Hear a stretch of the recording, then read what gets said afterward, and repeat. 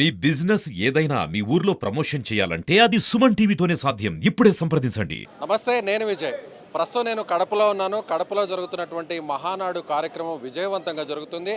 తొలి రోజు అంటే ఏపీలో ఉన్నటువంటి అన్ని ప్రాంతాల నుంచి వచ్చేటువంటి పార్టీ కార్యకర్తలు, ప్రతినిధుల కోసం పెద్ద ఎత్తున మహానాడులో భోజన ఏర్పాట్లను చేయడం జరుగుతుంది. ప్రతి మహానాడులో కూడా మహానాడులో ఇచ్చేటువంటి విందు కార్యక్రమం ప్రత్యేకంగా ఒక హైలైట్గా నడుస్తుంది. ప్రస్తుతం మనతో పాటు ఉన్నారు తెలుగుదేశం పార్టీకి సంబంధించినటువంటి అధికార ప్రతినిధి ఆనం వెంకటరమణారెడ్డి గారు మనతో ఉన్నారు. ఆయనతో మాట్లాడదాం. సార్ చెప్పండి, ప్రత్యేకంగా మహానాడు అనగానే ఇక్కడ పెట్టేటువంటి ఫుడ్ మీద ఒక స్పెషల్ కాన్సన్ట్రేషన్ ఉంటుంది. అంటే మహానాడులో కార్యకర్తలందరూ కూడా ప్రతి వంటకాన్ని వండి టేస్ట్ చూపిస్తారు. సో ఈ మహానాడికి ప్రత్యేకంగా ఉన్నటువంటి మెనూ ఏంటి? ప్రతి మహానాడులో వంటకాలు చేసేది మా శివాజీ అన్న. ఇప్పటి నుంచి కాదు, ఎప్పటి నుంచో వంట సెక్షన్ను శివాజీ అన్న. సో కరెక్ట్గా చెప్పాలంటే ఫస్ట్ శివాజీ అన్న చెప్తాడు, అవతల నేను మాట్లాడు. నా పేరు కిలార్ శివాజీ అండి. విజయవాడ నుంచి మేము 2014 నుంచి కూడా ప్రతి మహానాడు మేము కూడా కార్యకర్తలుగా కాబట్టి పండగ వాతావరణంలో ఇది తెలుగుదేశం ప్రతి కార్యకర్తకి పెద్ద పండగ. ఈ పండుగలో మేము పాలు పంచుకుని వారికి ఆతిథ్యం ఇవ్వడం అనేది మా పూర్వజనం సుకృతంగా భావిస్తాం. ఈ పండగ 3 రోజులు ఎన్టీ రామారావు గారికి ఇష్టమైనటువంటి చక్కెర పొంగలి, మన అల్లూరియా మైసూర్పాకు, తాపేశ్వరం కాజా, డ్రై ఫ్రూట్ హల్వాలు, స్వీట్లు పెట్టి ఈ రాయలసీమ వాసులకి ఇష్టమైనటువంటి గోంగూర చికెను, దోసకాయ మటను, ఉలవచారు, కోడిగుడ్డు, ఆంధ్ర స్టైల్ చికెన్ కర్రీలతో అనేక రకాల వెజిటేరియన్ 10 రకాల వేరే వెజిటేరియన్ కూరలు అన్నిటితో మేళవించి పసందైన భోజన ఏర్పాట్లు. ఉదయం రాగానే కార్యకర్తలందరికీ ఇవాళ రేపు కూడా నోరు తీపి చేస్తూ రవ్వ కేసరి, పైనాపిల్ కేసరి పెట్టి అక్కడి నుంచి ఇడ్లీ, వడ, మైసూర్ బజ్జీ, పొంగల్, టమోటా బాతు, కాఫీ, టీలు ఇచ్చి మార్నింగు. అక్కడి నుంచి లంచ్ సుదూర ప్రాంతాల నుంచి ఇచ్చాపురం టు తడ, అక్కడి నుంచి బ్యాగులు వేసుకుని పిల్లల్ని ఎక్కించుకుని మా అన్నగారి పార్టీ అని చెప్పి చెంగును పరిగెత్తుకొచ్చి వాళ్ళందరినీ చూస్తుంటే కడుపు నిండుద్దండి.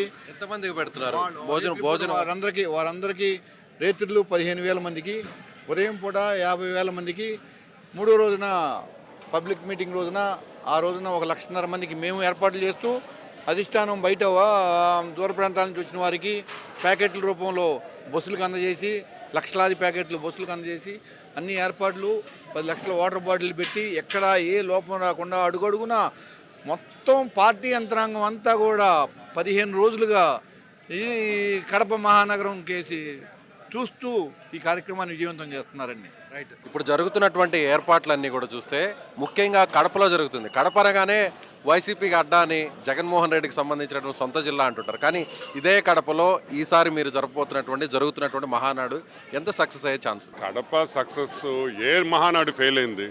ఎప్పుడూ మహానాడు ఫెయిల్ కాదు.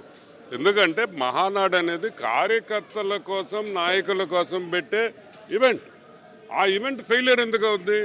మేము ఎక్కడ పెట్టినా కార్యకర్తలు వస్తారు. బట్ ఎస్, ఈసారి రాయలసీమలో ప్రత్యేక అభిమానం బాబు గారి మీద, లోకేష్ గారి మీద, లోకేష్ పాదయాత్రలో ఇక్కడ వచ్చిన మార్పులు బ్రహ్మాండమైన రిజల్ట్ వచ్చింది. కాబట్టి కడపలో పెడితే ఇబ్బందే. ఎందుకు ఇబ్బంది అంటే అకామిడేషన్ ప్రాబ్లం. ఎందుకంటే వేలల్లో వస్తారు, వాళ్ళందరికీ రూమ్లు కానీ కళ్యాణ మండపాలు కొంచెం తక్కువ ఉన్నాయి. కాబట్టి తక్కువ ఉన్నా కూడా చేయాలి, కొంచెం ఇబ్బంది పడతాం. మన రాయలసీమ, మన కడపలో ఎప్పుడు చేయలేదు కాబట్టి ఇక్కడ చేయడం జరిగింది. వంటకాలకు వస్తే బ్రహ్మాండమైన మటన్ కర్రీ, చికెన్ కర్రీలు, దోసకాయ mutton, Andhra chicken curry, non veg 5-6 items ఉన్నాయి. వెజిటేరియన్ అసలు చెప్పబడలేదు, బ్రహ్మాండంగా ఉంటుంది మా దగ్గర వెజిటేరియన్. అదే కాకుండా వచ్చిన మీటింగ్లో కూర్చున్న ఫ్యాన్లు, లస్సీ, మజ్జిగ ప్యాకెట్లు, వాటర్ ప్యాకెట్లు అయితే ప్రతి 10 అడుగులకి వాటర్ ఉంది. అరేంజ్మెంట్స్ చాలా బాగా చేశాం, ఎవరు ఏ ఇబ్బంది పడకుండా. అంటే కడప మహానాడు ఒక మెమరీ లాగా, ఒక బ్యూటిఫుల్ మెమరీ లాగా ఉండాలని. అది వన్ ఆఫ్ ది బెస్ట్ మహానాడుస్. 160 ఎకరాల్లో ఏ రోజు మేము మహానాడు చేయలే, అంత పెద్ద మహానాడు ఇంత విస్తరణలో. ఎందుకంటే జనరల్గా ఒక్క సైట్ దొరకదు. మీకు గుర్తుందేమో, రాజమండ్రి మహానాడులో ఎంత ఇబ్బంది పడ్డామో మేము. 3 సార్లు సైట్ మార్చారు.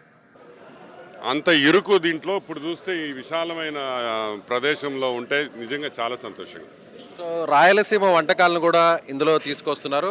అదేవిధంగా భోజన సదుపాయాలు అనేది పెద్ద హైలైట్ చేసుకోవాల్సిన అవసరం లేదు, కానీ మహానాడులో భోజన సదుపాయం గురించి పదే పదే తెలుగుదేశం పార్టీ వాళ్ళు ఎందుకు మాట్లాడుతున్నారు అన్నట్టు వైసీపీ మీరేమంటారు? నేను ఒకటి చెప్తానండి, మీకు బాగా గుర్తుందా, 4 మినిస్టర్లు, ఒక 2 డిప్యూటీ సీఎంలు ఆడ పెట్టారు చూడు, అదేందా మా గర్జన సిద్ధమా, ఓడమ్మ బొడవ 5 రోజులు ఆ సాక్షి ఛానల్లో పెద్ద బోర్డు పెట్టి ఈ వంట ఇచ్చాం అప్పుడు చెప్పినప్పుడు లేదా, అప్పుడు చెప్పినప్పుడు లేదా అంటే అది కూడా ఏంది, మేము మహానాడు రోజు చెప్తున్నాం, వాళ్ళు 10 రోజుల ముందర నుంచి చెప్పారు. ఎందుకు?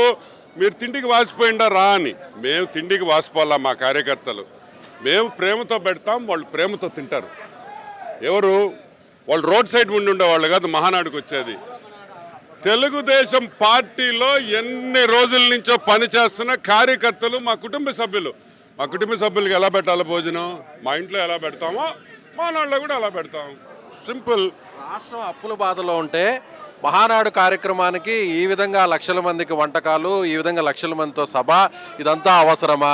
పైపెచ్చి అధికారంలోకి వచ్చారు కాబట్టి ఏ అభివృద్ధి చేయకుండా మహానాడుతో డైవర్ట్ చేసే ప్రయత్నం చేస్తున్నారని వైసీపీకి సంబంధించిన నాయకులు మాట్లాడుతున్నారు. ఏమంటారు? అదే 5-6 మంది సన్యాసి యదవులు ఉంటారు, వాడికి పని బాటాలా, వాడు ఏదో ప్రెస్ మీట్ పెడితే కానీ ఆ జగన్మోహన్ రెడ్డికి సంతోషం ఉండదు. మేము అడుగుతున్నాం, ఇదేమన్నా గవర్నమెంట్ సొమ్ముతో పెడుతున్నామా, లేకపోతే జగన్ గడి అబ్బ సొమ్ము తీసుకొని వచ్చి ఇదేమన్నా మేము మానాడు మా పార్టీ సొమ్ము, మా పార్టీ కార్యకర్తలు ఇచ్చిన విరాళాలతో మేము పెడుతున్నాం. దానికి ఏందంటే వీళ్ళకి బాధ? నాకు అర్థం కాదు. మా పార్టీ, మా కార్యకర్తలు, మా డబ్బులతో చేసుకునే పండగ మహానాడు పండగ. మేమేం గవర్నమెంట్ డబ్బు కాలా, గవర్నమెంట్ వెహికల్స్ వాడుతున్నామా? సో ఇదంతా నాన్ సెన్స్. ఒకటి, ఏ రాజకీయ పార్టీ అయినా భారతదేశంలో ఇంత అరేంజ్మెంట్స్, ఇంత పర్ఫెక్ట్ సింక్రనైజేషన్లో ఎవడైనా మహానాడు ఎవడైనా ఇటువంటి కార్యక్రమం చేశాడా? మా మహానాడు ఈసారి టోటల్గా లోకేష్ బాబు వచ్చిన తర్వాత కంప్లీట్ అటెండెన్స్ కూడా ఆన్లైన్ చేసేసాం. అంతే. ఏఐ గురించి, టెక్ గురించి మాట్లాడడం కాదు, దాన్ని ఇంప్లిమెంట్ చేయడం ముఖ్యం. అది this is not only ordinary Mahanadu కాదు, వాస్తవంగా చెప్పాలంటే this is a tech Mahanadu. అంటే అంత యూజ్ చేసాం, టెక్నాలజీని అంత యూజ్ చేసాం, నెట్ని అంత యూజ్ చేసాం, యాప్స్ ద్వారా చేసాం, రిజిస్ట్రేషన్ ప్రాసెస్ కూడా. So this is a tech Mahanadu also అని కూడా పిలవచ్చు. Right sir, thank you so much.